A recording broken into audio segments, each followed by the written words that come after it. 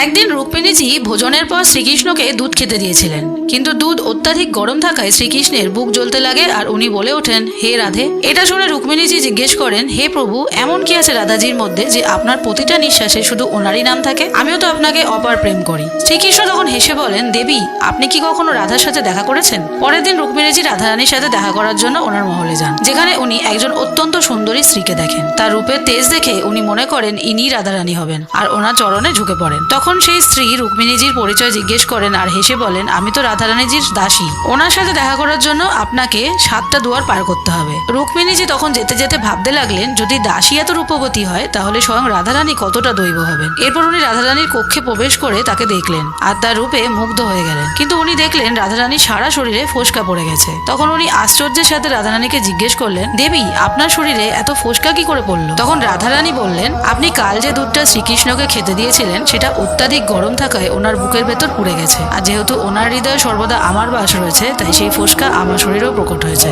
যদি রাধাকৃষ্ণের এই লীলা আপনার মনকেও ছুঁয়ে যায় তাহলে কমেন্টে একবার রাধে রাধে অবশ্যই লিখবেন।